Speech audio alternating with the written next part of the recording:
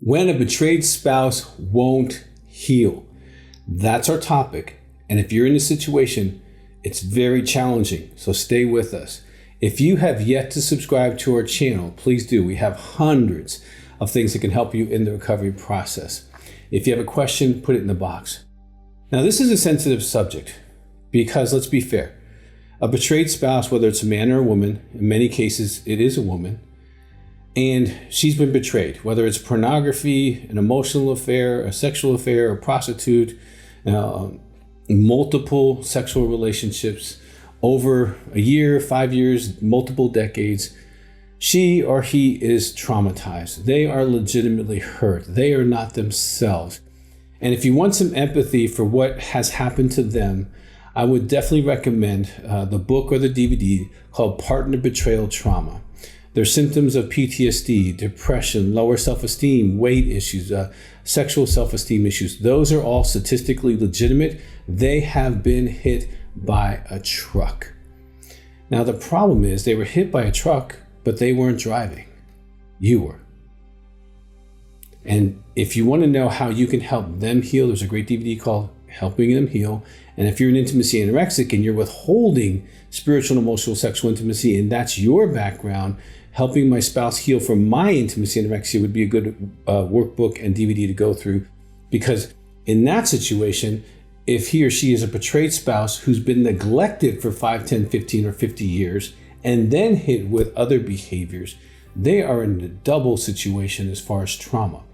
So it's going to take some time for them to get some steam and get moving. Now, here's the problem. And I've had many counselors ask me to do this particular topic, even in greater detail, but I'm going to give you kind of the thumbnail. Because we've been working with sex addicts and people who've experienced infidelity and intimacy anorexia for 4 decades. And we have experienced time and time again, a man or woman who has done all the bad stuff. They absolutely have, but they've taken full responsibility. They're doing their groups, they're doing their workbooks, they're making their calls. If they're anorexic, they're connecting with their spouse, they're doing all the work they can do, and they are plodding along, and they're actually healing and maturing spiritually, emotionally, and morally, and they're really trying with their spouse. But their spouse has some idea or some situation in their own life where they choose, and it's willful, not to heal, not to ask for help. Even though they're in the car accident, you can't make somebody heal if they have broken bones and they're bleeding. You can't. They're like, no, I have no problems. It's all about you. And if you get better, I'll get better. Well, we know that's a lie. It's a flat out lie. Because we've seen many men and women get better and their spouse not only not get better, get worse, get more controlling, get more critical, be more damaged, not because of what was done to them, but because of what they did or didn't do with what was done to them. People can heal from trauma if they want to. I've seen thousands of men and women heal from trauma. There's lots of things you can do there. But if a man or woman says, I'm not going to do any work, I'm not going to talk to a therapist, and if I do, I'm just going to tell them how bad you are, I'm not going to change, you're stuck with it, I'm not going to do any workbooks, I'm not going to call anybody, I'm not going to have any accountability, I can yell and scream and beat you up as much as I want, and you can't say anything because now I have the moral high ground. I am superior to you. I'm going to rule you for the rest of your life. I'm going to punish you. You hurt me and I'm going to get you back. Well, what do? For the first year, I would say this: do your own work. Okay? You have caused the damage. Do your own work. Get sobriety, take a polygraph if you've acted out with self or others, verify quarterly that you are staying clean so that you have an objective measure for the rest of your family. Because your spouse may not make it. They may have been damaged in that car wreck to the point where they don't want intimacy, they don't want a relationship. And honestly, there are some that are intimacy anorexics who never wanted intimacy and never wanted a relationship. And now you've given them a reason to trap you inside of a relationship and not be loved by them at all. And it's fair because of what you've done in their mind.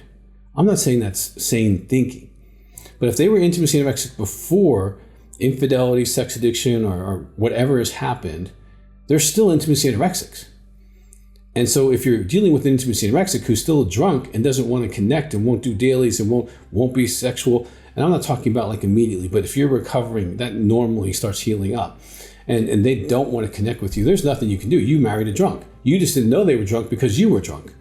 And so you were drunk with your addiction, and they were drunk with their addiction, but their addiction is kind of stealth and unseen until you are start maturing and you actually want intimacy, and now you can't get it even if you beg for it. And so you're stuck now with an active addict, and now you are in a situation where the first year do your recovery, and in that process, as you move that 10 to 12 month period, after that first year, you're going to really start having a voice. Like, you're going to think you're worth loving, but they don't think you're worth loving based on their behavior. And now you are in conflict on your worth. This is where it can become problematic and challenging. The next thing you would do is make sure you have support for the process.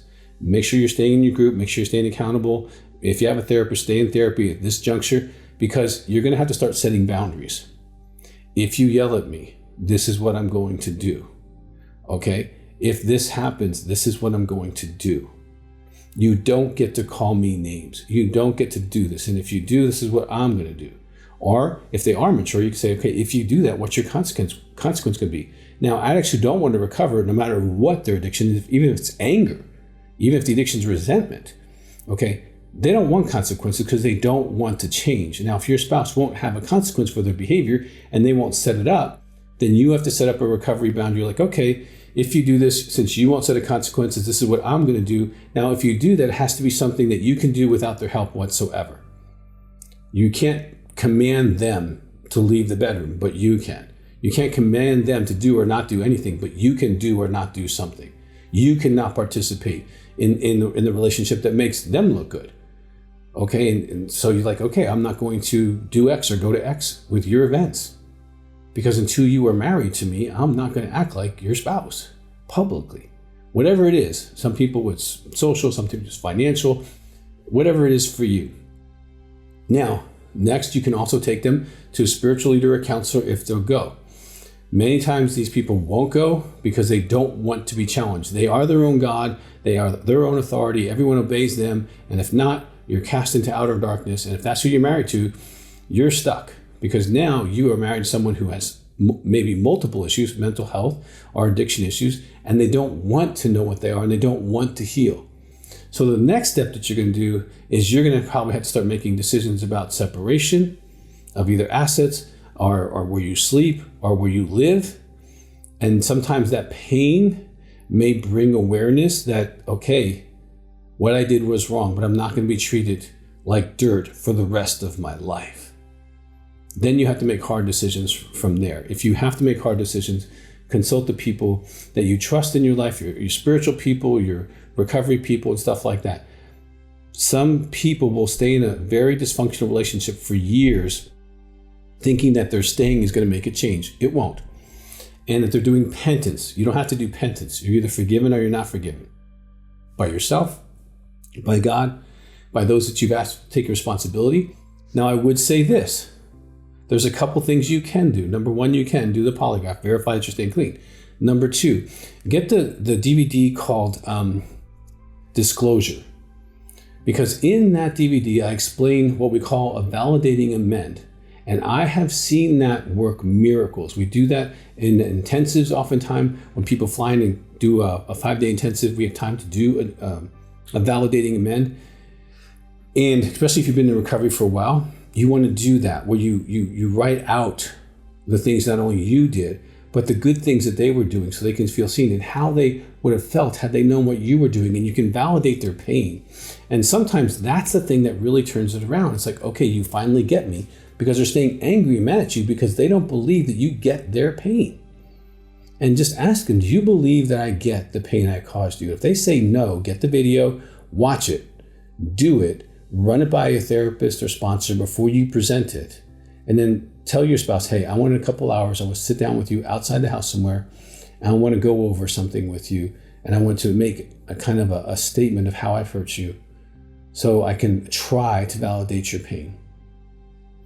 I have seen that exercise actually turn some unrecovering spouses into willing. But if that doesn't work, you are stuck. And then you have to make the decisions we've talked about already. Well, I would encourage you, if you're in a situation, getting counseling, because this does not heal by itself. And if they refuse to get counseling, you get what you need for you to be well. And if you're going to stay, you're going to have to figure out how to adapt to dysfunction, because you either adapt to dysfunction or you leave. And if you have to adapt, pick healthy adaptations so that you can kind of stay for the decades that you might be committing yourself to be unloved or around someone who's very dysfunctional. Now that's your choice, and you have to make that with the best information and support that you can get. And if we at Heart to Heart Counseling Center can help you in that process, 719-278-3708. If you haven't subscribed, please do. If you have a question, put it in the box.